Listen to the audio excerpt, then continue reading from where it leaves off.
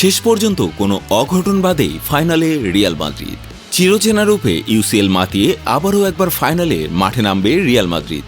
Real মাদ্রিদের যেমন কামব্যাকের অনেকগুলো গল্প আছে, তেমনি কামব্যাক নিয়ে আছে মুখে মুখে রটে যাওয়া অনেকগুলো গল্প।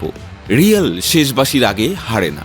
বুধবার রাতে সান্তিয়াগো বার্নাবুতে বায়ার্ন মিউনিখের বিপক্ষে চ্যাম্পিয়ন্স লিগের সেমিফাইনালের দ্বিতীয় লেগে রিয়াল মাদ্রিদ আবারও তা প্রমাণ করেছে। জার্মান জায়ান্টদের বিপক্ষে প্রথম লেগে 2-2 গোলের সমতা করে ফেরে কার্লো আনচেলত্তির দল। দ্বিতীয় লেগে ম্যাচের 68 মিনিটে গোল খেয়ে ঘরের মাঠে ফাইনাল থেকে ছিটকে যাওয়ার শঙ্কায় পড়ে রিয়াল মাদ্রিদ। কিন্তু ম্যাচের 81 মিনিটে বদলি নেমে রিয়ালের স্প্যানিশ স্ট্রাইকার হোসেলু জোড়া গোল করে মুহূর্তেই ম্যাচ বায়ার্নের থেকে ছিনিয়ে নেন। ম্যাচের 88 মিনিটে গোল করে দলকে সমতায় ফেরান তিনি। যোগ করা সময়ের প্রথম মিনিটেই দ্বিতীয় গোল করে দলকে ফাইনালে তুলে নেন। তাকে প্রথম গোলে সহায়তা দেন ভিনিসিয়াস জুনিয়র, যদিও গোলটি জার্মানির ব্রায়ান গোলরক্ষক ম্যানুয়েল নয়রের উপহার দেয়া। ভিনির জোরের ওপর নেয়া শট তার সহজে ধরার সুযোগ ছিল, কিন্তু গ্লাভস থেকে বল বেরিয়ে গেলে হোসেলু পা ছুঁয়েই জালে পাঠিয়ে দেন। পরের গোলটি রুডিগারের ক্রসে পা ছুঁয়েই জালে পাঠান এই সুপার সাব।